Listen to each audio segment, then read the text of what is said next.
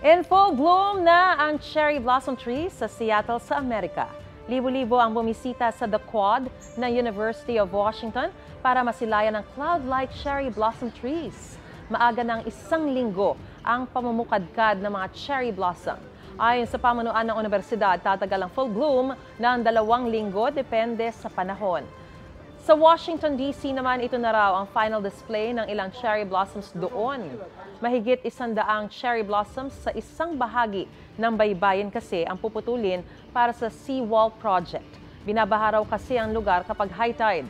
Kabilang sa mga puputulin ng cherry blossom trees na kilalang stumpy. Madalas kasi itong tamaan ng malakas na alon, kaya patay na ang kalahati nito at isang sanga na lang ang namumulaklak. Hindi apektado ng proyekto ang northern part ng lugar na mayroon ding cherry blossom trees.